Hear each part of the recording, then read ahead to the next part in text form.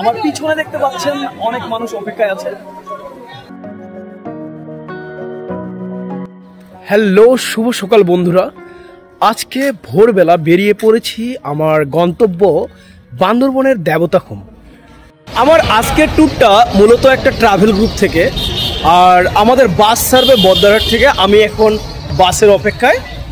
এখান থেকে আমরা চলে যাব বাসে করে বান্দরবন, তারপরে আবার চাঁদের গাড়িতে করে যাব রোয়াংছড়ি। আপনি ঢাকা অথবা চট্টগ্রাম থেকে বান্দরবনের গাড়ি পেয়ে যাবেন। চট্টগ্রাম বাস টার্মিনাল থেকে পূরবী গাড়িতে করে আপনি বান্দরবনে যেতে পারবেন। চট্টগ্রাম থেকে মাত্র 1.5 ঘন্টায় আমরা পৌঁছে যাই বান্দরবন বাস টার্মিনালে।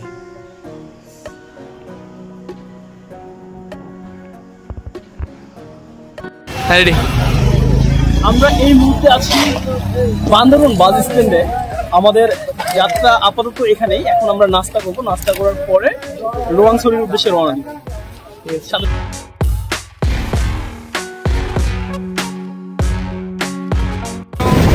আমরা এখন যাচ্ছি বান্দরবন থেকে রোয়াংছড়ি হয়ে কচ্ছপতলি চাঁদের গাড়িতে করে। এরপর আমাদের ট্রেকিং শুরু হবে।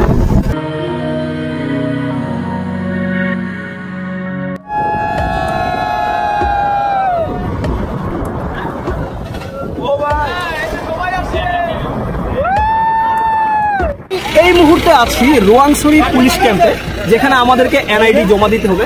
আমাদের তানভীর ভাই অলরেডি আমাদের সকলের এনআইডি কার্ড জমা নিয়েছেন, দেখতে পাচ্ছেন। আপনার প্রত্যেকেরই 2 কপি করে ভোটার আইডি কার্ড নিয়ে আসতে হবে, কারণ এখানে আপনাকে 1 কপি এবং আরেক কপি সেনাবাহিনী ক্যাম্পে দিতে হবে।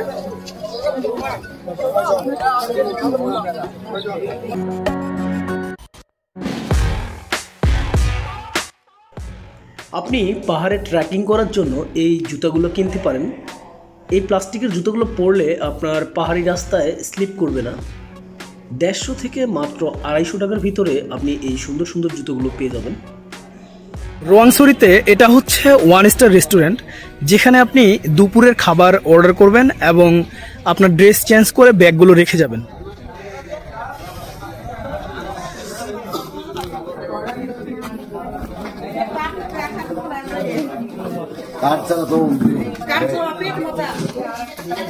আমরা এখন এখান থেকে আবার রওনা শুরু করলাম।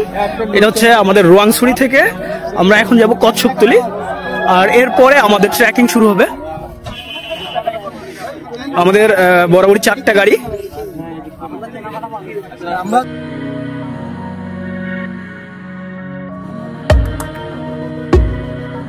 আমরা এখন এখান থেকে ট্রেকিং শুরু করব। এখানে সবাই থেমে গেছে, দেখতে পাচ্ছি, আর সবাই এই রাস্তা দিয়েই সামনে এগোচ্ছে। আমিও এই রাস্তা ধরে এগোবো। সবাইকে ধন্যবাদ, সাথে থাকবেন।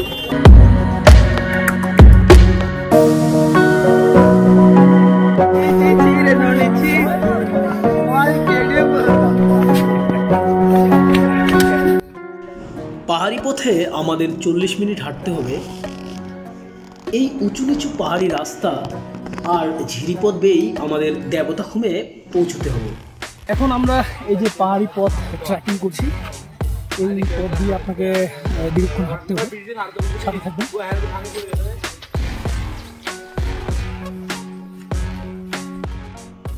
যেতে যেতে আপনার চোখে পড়বে একটি পাহাড়ি পাড়া। এই পাড়াটির নাম শিলবান্দা পাড়া। এই পাড়ার প্রত্যেকটি পাহাড়ি ঘর দেখতে অসম্ভব সুন্দর। মাটি থেকে কিছুটা উঁচুতে ঘরগুলো অবস্থিত। সাধারণত বন্য প্রাণীর হাত থেকে বাঁচার জন্য এমনটি করা হয়।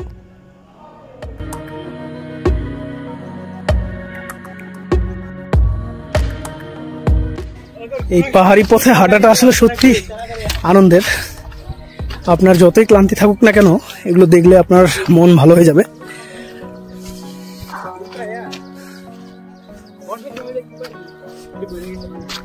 ঠিক আছে, আমরা এখন দেবতাখুমের খুবই কাছে চলে এসেছি। আপনারা দেখতে পাচ্ছেন এই স্টপেজ থেকে আমরা এখন নৌকায় করে যাব।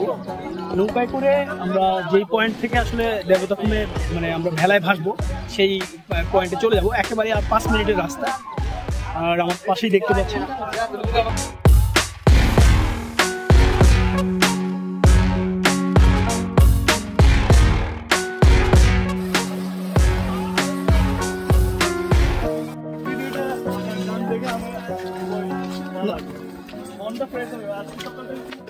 একেবারেই সরু রাস্তা, খুবই সাবধানে যেতে হবে কারণ দেখতে পাচ্ছেন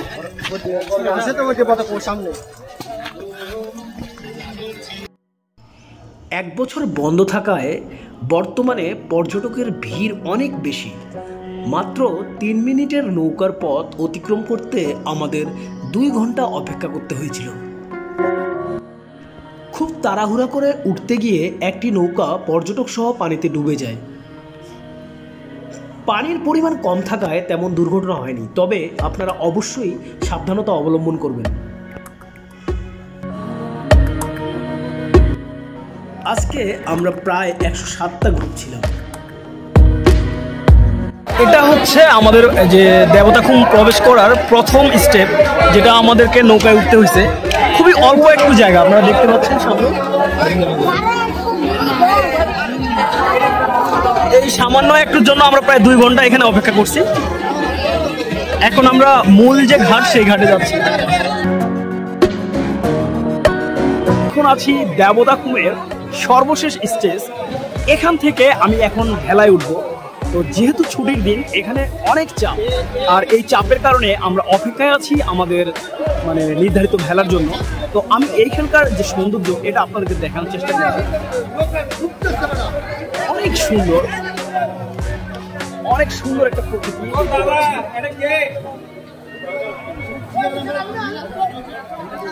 আমার পিছনে দেখতে পাচ্ছেন অনেক মানুষ অপেক্ষায় আছে, আর পাথর পাহাড় সব মিলে অসাধারণ।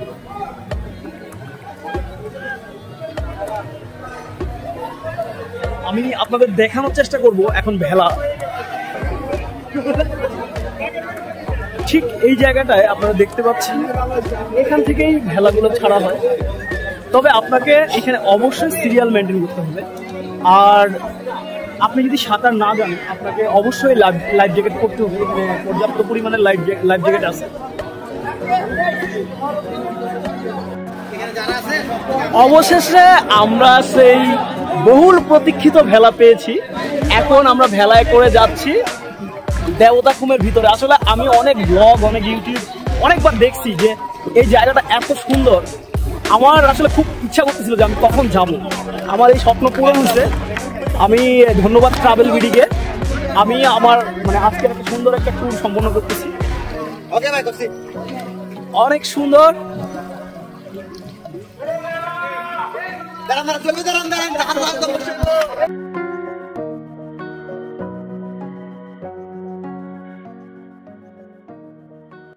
বন্ধুরা, আমরা এখন দেবতাখুমের ঠিক মাঝখানে। অসম্ভব সুন্দর একটা জায়গা। আপনারা দেখতে পাচ্ছেন। আপনি যদি আসেন আপনার মন ঘুরে যাবে। অবশ্যই ফ্যামিলি নিয়ে চলে আসুন।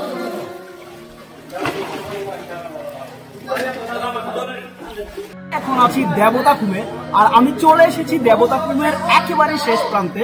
আপনারা আমার সামনে দেখতে পাচ্ছেন। এখান থেকে এর পরবর্তীতে একটা ঝিরিপথ, এর বহিরে কি আছে আমরা আসলে জানি না। সবাইকে অসংখ্য ধন্যবাদ, সাথে থাকবেন, আর সুযোগ পেলে অবশ্যই দেবতাখুম ঘুরবেন।